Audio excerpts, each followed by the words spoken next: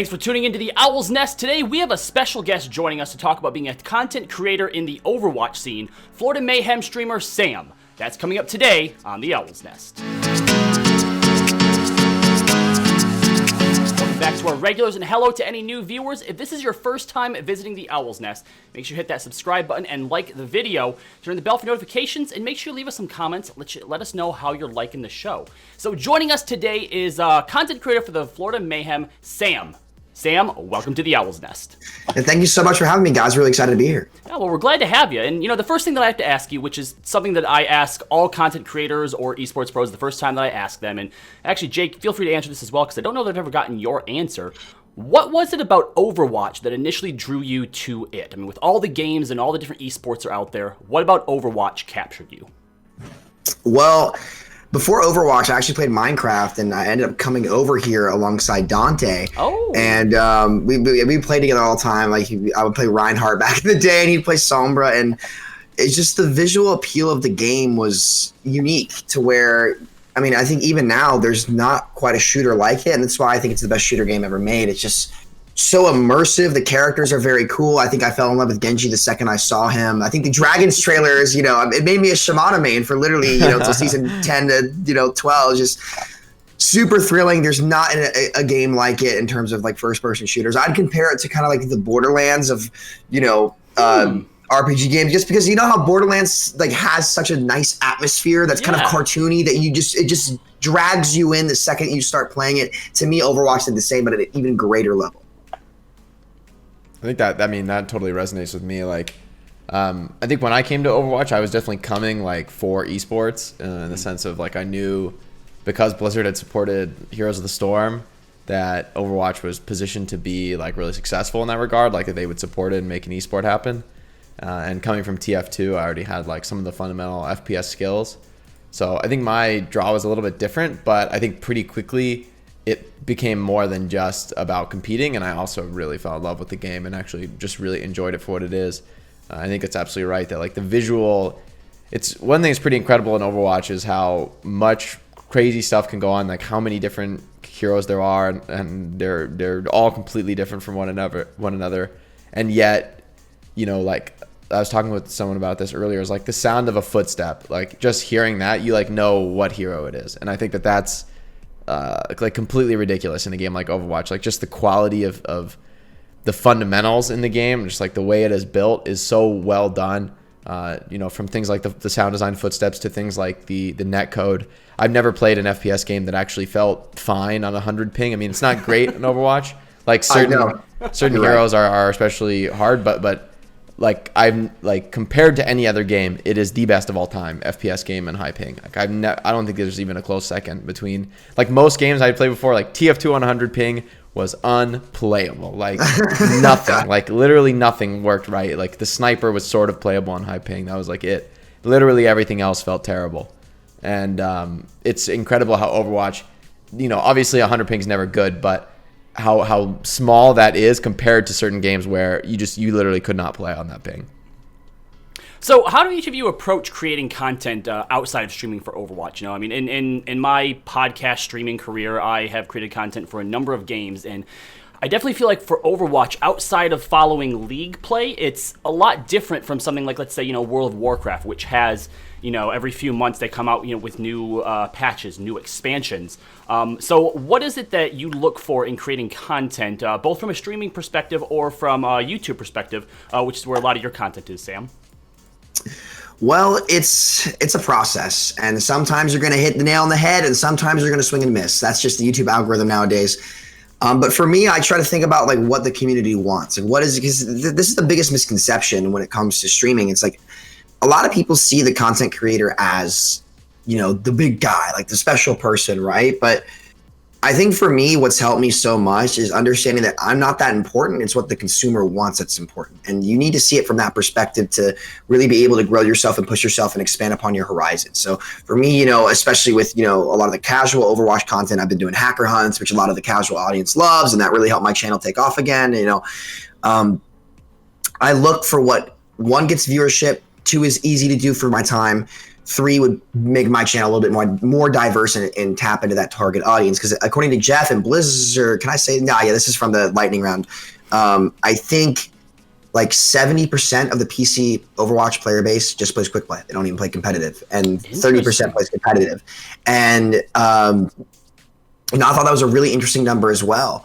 And it's like 90% to 10% on console, which is insane. Wow. Right. So like, at least for me, as somebody who like played professionally, who did all this stuff, I didn't like coming out of that. I was like, okay, I have a hardcore audience, but like, what do I have outside of that? And like, how can I reach them? And I think the replay system did wonders for the Overwatch content creation community. And I still don't think that, that's been tapped into. So for me, like trying to balance those two things out, on top of maintaining a streaming schedule, very consistent. You have to be consistent as a content creator. There's, it's funny. You grow up, you're like, oh, I want to play video games. I want to do this job because I'll do it on my own time. I can do whatever I want.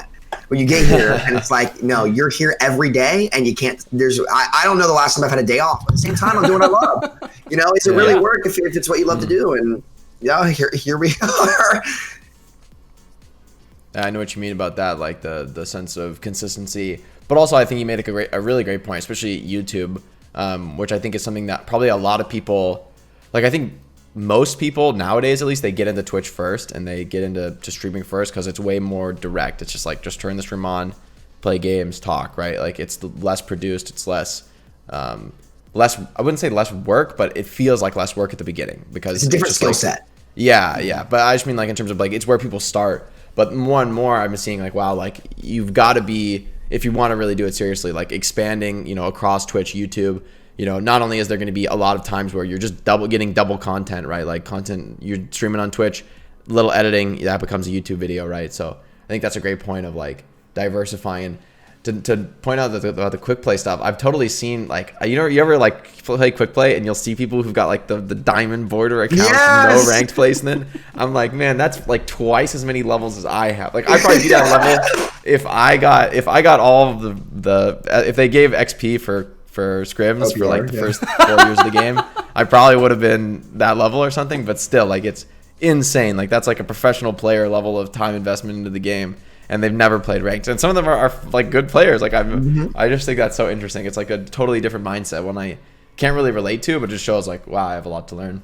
Now, Sam, you said something really interesting at the beginning of that answer too. You had mentioned that when it comes to YouTube, you have to focus more on the product that people want and less on sort of yourself as a personality, which I feel like when you hear the way that people talk about becoming a streamer and what people come to for Twitch, I feel like that's a little counterintuitive because, when you come to watch a stream, you want to get to know the person, you want to get to know the personality, sort of see into their life a little bit. Do you find that those two sort of worlds collide with each other when trying to make content on both platforms?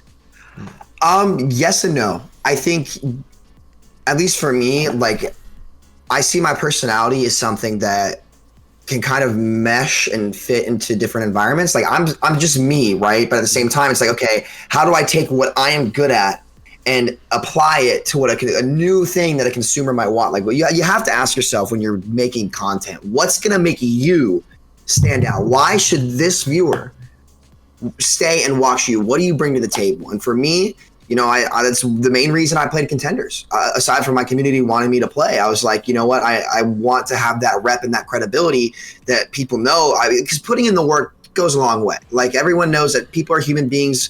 No one's going to be perfect. But at the end of the day, there's a level of respect that comes in with sitting down and actually doing something rather than being in the peanut gallery and just kind of, commentating on it, right? Like Jake, for example, you sat down, you did the work for years, right? People respect that. And I think that's a big factor into your brand. It's like you have sat down, you've done the work. It's credibility, right? So people want to go watch Jake. They're like, man, this guy's played professional play. He's a normal dude. Like, I can relate to this guy and I can learn something from him. Like, that's a part of Jake's brand that makes him, I don't want to say above the rest, but gives him more credibility as a content creator. And, for me, it's about applying your personality to different aspects of what a consumer might want. So your personality as is a base foundation, and you need to figure out your own unique way to bring what the consumer wants through your personality, through your lens. Your personality is like a lens, and people will see items differently based on the lens they look through. Does that make sense? Is that a good way of putting it? I'm not sure. I think that makes a ton of sense. Mm-hmm. from my experience as well. Like, I think that it's like it shapes, like, even if you and I, let's say we caught, there's like, oh, there's this trend or something, we both want to make a video on it. We would make ultimately a different video because it's through that different lens of like, you would each approach it in your own way. And even, you know, which videos you wanted to make and those things. Like, even if you're, you know, picking and choosing and selecting and sort of trying to evolve, the way that happens is also part of your personality. Like, it's not like, you know, somebody's coming to you and saying, hey, I need you to make these 3 videos on these 3 topics. It's like you have, you know, even if you were just purely looking for the audience, like what do they want, you still have too many videos you could ever make, right? More videos than you can ever make, I should say. And so your selection there actually is part of your personality. It's like, why do you make the hacker hunt videos? You know, like, I think there's part of that's like the community wants that, but it's not like just a pure like, oh, I saw that successful other places. I think that is somehow like natural to you, right? And it's like you can make that content not only interesting and engaging, but fun, and you actually enjoy it. And that's something I've realized a lot is like, if you aren't able to enjoy the content you're making and like have fun with it, then it won't be great and entertaining, like for people, whether that's streaming, YouTube. I think streaming especially, but YouTube also true, where I was doing these like player POV reviews for YouTube, and I was doing them offline. I was like, man, it's just the vibe was not right. Like, I just wasn't having fun with it as much. I feel you. The energy is not there. Yeah, and then to do it on stream and have like chat there, not only asking questions and, you know, provoking me to kind of explain things in a new way, but also just having that vibe there and then having way more fun with it, and it being about entertainment made the actual final product 10 times better. So I think it's one of those things where it's like a constant process of experimentation to figure out like what works for the audience, what works for you. So, Sam, you're obviously a streamer for the Florida Mayhem. So, you know, being picked up and working with an organization like that, how has that made a difference in your process and your product? It's you know, it's definitely changed a couple things, because, you know, when you're on your own, you don't have to worry about saying, I mean, obviously, you know, as a streamer, you get a filter, and, you know, you understand what you can say, you don't. Especially with my content, it's very risky because I know that I walk a very fine line, because I like to cook people. You know, it's fun. Like, people, that's why people come on my stream. Like, I bring that energy at, and then, you know, it's a very, very, you know, fine line, and especially now that I'm representing a brand. You know, we already had a meeting with Ella, the director of content, and she just kind of had to explain to us. She's like, guys, like, listen, we know you mean no ill will, but you got to be careful about how you approach what you say online, especially if it's something on Twitter or like something. I was like, yeah, listen, I'm done with Twitter. Like, it's just, I talk to friends, post content. Like, it's just not the place to put opinions anymore. But you know, that definitely makes a major part just in the you know, basic parts of it. But other than that, you know, seeing all the different channels that you have to go through to do stuff, especially with sponsor content, like I'm currently the busiest I've ever been in my life. Right, the Mayhem has doubled my workload. But when I first met with John, the president of Mayhem and Mutineers, in April. Mid-April, and we were discussing whether or not, like, you know, they wanted me to come on, obviously, and I was trying to figure things out at the time. And I told him, I said, listen, like, I want to work. I'm coming here. Like, I don't want to come here, get a streamer salary paycheck, and just stream with your overlay. Like, I want to work on content because I am a content creator. That's how I can grow. That's how I can build myself up as a person. And they've delivered. They've delivered. All right. Let me tell you. So we got, you know, a weekly series coming out on their channel, and then, you know, J3 and I just did the Intel video for them, and I've got another one coming up this week, and I think I have another one after that the week after, and I haven't even gone down to Florida yet. Right? Like, we haven't even had the time to bring me down because we're still constructing like our offices, and, you know, obviously it's more of an off-season thing because kind of our plan and for now is, you know, focus on the season for now. But when the off-season comes, what's Mayhem going to have? That's when Jay and I are going to have to step up to the plate even more so than now, which I'm really excited for. You know, it's going to be 12-hour days, and I live for that. You know, like I love that. But no, it's definitely changed a lot of the process. I've had to be much more careful about what I say and what I do, because it's not just me on the line. Like, if it's just me on the line, if I say something stupid, whatever, I'm an idiot. I'll take it take it on the shoulder. But what I can't really stand is like bringing other people down for my mistakes. Like, I hate that. And so it's definitely a learning process, but, you know, we'll get there. Yeah, I think that's a huge learning point, especially for me playing in the Overwatch League. It was like a similar thing of, you know, starting to understand, you know, like being part of something bigger than yourself is like a very unique experience, especially in gaming, because it's all online. It's easy to forget about that sort of thing. But I think playing for those teams, and I mean, for me being like a leader for the teams I was on, to like running things and booking scrims and whatever. So I got that lesson kind of early, I guess, like how to handle that. But I think you're totally right that it is a different thing. Although I feel like you have like literally the perfect perspective though, like of just grinding for the team and having that be your mindset. In a way, there's like the extra work of like you have to manage it, but there's also the incredible positive of like you're part of a team. You've got a group of people like-minded around you, supporting you. Nothing like in the world. As much as there's more work, like you'll be able to achieve even more, I think, than just the sum of the work, if that makes sense. Mm-hmm. No, you're absolutely right. It's something special. I can't put. It's hard to describe, but like it'll hit you in the heart. I know that sounds cheesy, but it's just the reality of it, right? Like it's multiple minds coming together to make something great is an irreplaceable thing in the world. So scary stuff, but fun nonetheless. All right, getting serious now. Now I have some questions for you, Sam. Just a couple easy ones. Some stuff I know you're passionate about. So my first question is, I just want to look forward to the future, specifically Overwatch 2. Can you give me like maybe a top 3, or just whatever your top few items are? What's your wish list? Like, what do you want to see in Overwatch 2? Whether it's, the PvE, the multiplayer PvP, heroes, specifics about the game. Like, just hit me with it. Like, what's your dream team? If you're Jeff Kaplan, you take his job, you're running the Overwatch team. What are we getting in Overwatch 2, in Sam's Overwatch 2? So to start, before we get to the nitty gritty, I think I knew you'd have a good one for this. I'll save the best for last. To start, I want to create a healthy ecosystem for the business overall. We need to have a better cycle of content creation and just of overall the ability to make content in the game. And I think what's essential to that is, I'm going to bundle these things all together. They're multiple things, but whatever. Free to play and support a creator program for content creators. Like the reality is the business and the industry has changed since Fortnite came out. We have seen what the success of free to play is.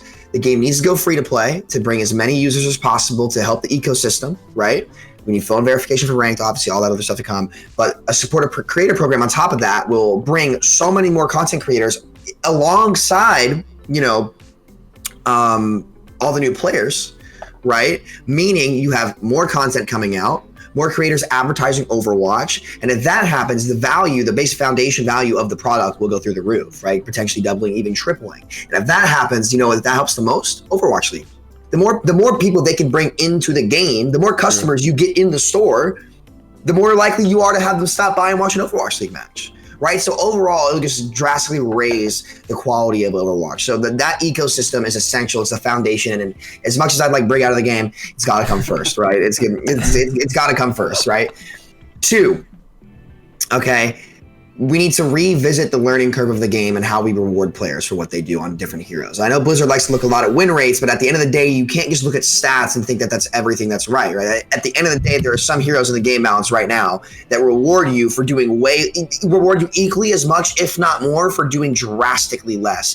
And if you want somebody to grind your product or your hobby long term, whether it's basketball, baseball, video games, you name it, it's any hobby, playing the guitar, right? Like, the longer that learning curve is, the more time people will overall invest to it and feel rewarded for it, right? Like you're not going to master the guitar in 6 months. You're not going to become an NBA player in 6 months. So, it's not that simple, right? And I worry that, especially with Brig, which is why I hate her so much, right? And even Orisa as well. They're the 2 demons of the game currently. They crunch that learning curve to where like individual decision making doesn't matter nearly as much, meaning good outplays and good ideas can no longer build off each other to overall make a better and more diverse game with all this thinking and just all this decision making that has high impact, meaning that players can't feel rewarded for making small correct decisions anymore, crunching the learning curve down because Brig counters them just by existing. It's bad game design. There's no if, and, or buts about it. And I think Blizzard does a good job altogether, but a lot of people don't like this about me, and I understand that. Listen, I know that my personality is definitely not something that people will all like universally. That's something you have to accept as a content creator as well. But I aim for the best. I don't want Overwatch 2 to be a A- game. I want it to be game of the year again. I want it to be the best FPS game to ever come out, as I believe it deserves. And in order for that to happen, we can't just have all these things be done okay. They need to be perfect, right? Like that's what I'm aiming for. I know it'll probably never happen, but that's just who I am. I can't help it, man. I see something that's not working right. It's like whenever Dante and my friends would mine diamonds in Minecraft without Fortune 3, I was so pissed. Oh my God. Like, bro, like that's the easiest thing to do in the game. Like you're literally cutting our resource efficiency in half, like 30%. What are you doing? Like, nah, man. Like I don't know. And the third thing, obviously, did I say remove Brig as my second thing, or did I say? Yeah, kind of. It was in there. Okay. I think you got the better message. Which is yeah. curve, And then the third thing, I really hope the storyline gets developed in the PvE, because as somebody, the amount of hours I put into Borderlands series, you know, Skyrim, Witcher 3, you know, the Spider-Man PS4, the Batman series, the Arkham series, like Overwatch could do that, but in a way that the industry has never seen. Borderlands did a phenomenal job in terms of like being a shooter like that, but I think Overwatch can do it in the Overwatch way, which is you have the combination of the shooter and ability mechanics that would just be groundbreaking, right? And I think it could be a better Borderlands 3, and that's what I'm hoping for. We'll see, though. I trust Jeff. When it comes to PvE, I think Blizzard will do a phenomenal job with it. Yeah, especially the stuff about the skill trees and stuff and like different cooldowns. I think that'll be actually super fun to play, right? Especially some like, if there's any like, you know, it's one of those things where, you know, you look at a game like World of Warcraft, right? Sure, it's PvE, but there's like incredible difficulty scaling, and they really make it just something you can totally play all day long. And like, you know, it's not something you just finish the content and get tired of, and that's what Blizzard's so good about. So I agree. Super high expectations on that. And I think to just reflect off your comment about the skill curve, I think one of the sad things about some of these heroes, like in particular Brig, I think, is that the hero is like immensely powerful, but it doesn't actually feel that good to play, because a lot of the reward, like the nature of the Inspire mechanic is like the most unsatisfying mechanic in the game. It's like, it's extremely hard to understand exactly like the impact of like when you're getting a hit in, and when that matters and when it doesn't matter. It's like extremely like the fact that the character does so much without you actually getting that sense of like, I just hit a big nade on Ana, that was sick, like everyone turned purple, right? Like, and there's just that's such a beautiful obvious thing, or nading your teammates, or, you know, Moira's not as bad at this because at least you see you're healing the whole team in a big AoE, but Brig, like this slow passive healing, it's incredibly impactful, but you don't actually feel powerful. So it's simultaneously is frustrating to play against, and also it's boring to play. Like Doomfist is also frustrating to play against, but at least the Doomfist is executing something complex and you know, bringing the pieces together. Whereas on Brig, I think you, despite doing that same impact, like it's just split across the entire game. And I mean, personally, I'm not a fan of delete Brig because like there's no way they'll ever delete content. No, I won't ever do that. Yeah, obviously, but like they're just never. I mean, they spent months of development time. It's unrealistic to ask them to delete it, but you know, like think about how ridiculously bad Torb and Sim were. Yeah, that's what I envisioned. Like the old Torb turret that you had to level up, and people were playing that on offense. Like, don't do that. So, they could fix it. I do have confidence, but it does. I think it will take that level of rework. Like the rework we got was a little bit more of a rebalance. Didn't fundamentally change anything, but I think the hero, I agree, might need some sort of just structural rework. It's just like take it back to the drawing board. You know, like I think. Well, not the drawing board, but you have the base, you have the rough draft, rewrite the essay. I personally think, right? And it would not be a bad thing in my opinion. You know, speaking of restructure, sorry to go a little off topic like you said, we did the same thing with Orisa and Sigma with double shield. Like it's a problem. Like I queued tank today, man. Good luck, bro. I don't like doing it. Sitting on the cart as Orisa. I'm about to drop a video on the dev Discord today, actually, a little short one for Jeff, because like listen, I'm not gonna beat around the bush. Like they don't want you to beat around the bush. They know we care, right? We're not gonna pull our punches. That's how I grew up, man. Like I grew up in freaking Lexington, Kentucky. You know, when I played sports and somebody on the team mouthed off, we were all running for hours. Like there's no shortcuts. And I'm not if you care about something and you care about someone, right? You don't beat around the bush. Like you shoot straight and be like, listen, man, like we love you. Here's what you got to do and why. And it's that simple. Yeah, and just get that perspective out there. I think they want it too. So to ask you one final question before we let you go, I wanted to get to go even wider than Overwatch 2, even wider than the future of Overwatch. Just like content creation right now. I think this is such an interesting question that I tend to ask like a lot of creators when I talk with them personally. So I wanted to get your take, which is basically, where do you see the industry of content creation going in, like, let's say 5-10 years? Like right now, it seems like what's on the horizon is like the battle of the streaming platforms, with Twitch obviously being the dominant player, but now like genuine effort from a lot of big companies to mix results. Mixer, lol. But I don't think that that's like the end of the story by any means. YouTube obviously has an amazing platform, but streaming still has a ways to go on YouTube. Like where do you see, whether it's platforms, whether it's new modes of creation, is there anything that excites you or anything that you're just curious about? This doesn't have to be like a refined answer, but I just want to see where your head's at, where you see the future. Well, I see it continuing to grow. Obviously, the reason why Mixer failed is because at the end of the day, while there are a lot of young stream platforms and the industry is still young, it's a tangent of social media. And Mixer cannot compete with the already established millions, hundreds of millions of users on YouTube, Twitch. Even Twitch did it because they were first. They were the only option, so they were able to get there first, which is why they were able to compete with the massive user base of YouTube. The reason why Facebook has a chance of succeeding, and now especially more so with Mixer coming on board, is because they have a massive user base, right? YouTube the same way. That's why YouTube can succeed even though they're drastically behind Twitch and even Mixer in some stream utilities, right? Like Mixer had clipping and all this other stuff, I believe. YouTube still doesn't have clipping. I've been on the freaking guys at YouTube Gaming's heads for 2 years about giving us the freaking clipping feature. It's coming, It's coming. I love them to death, but where is it? Like, you know what I mean? This is going to help with content a lot.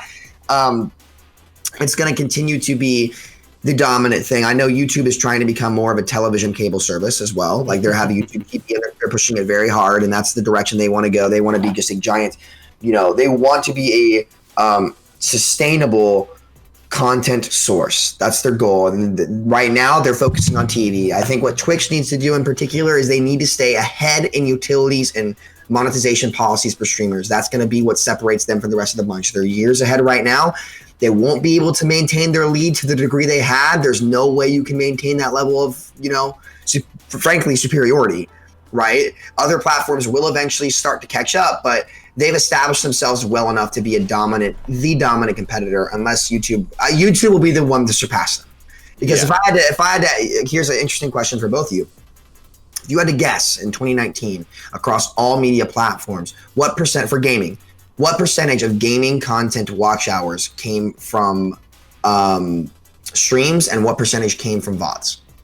I would say like probably 90% VODs or something. I think YouTube is extraordinarily successful compared to Twitch, but it's just a different nature of platform. Yeah, the fact that YouTube continues to live on, that people are constantly going there, rewatching episodes over and over as a repository for knowledge, it's going to beat out Twitch in the long run every time. Mm-hmm. It's 87% to 13%. A lot of streamers on Twitch, a lot of people on Twitch think it's like 50-50. I'm like, you are way off the mark. Way off the mark. So the fact that you have that many just watch hours of content on YouTube is why I think 10 to 20 years down the line, they can win. Because it's easy to get the monetization policies. It's easy. It's not easy. It's easier to get stream utilities and monetization policies changed than it is to build a dynasty.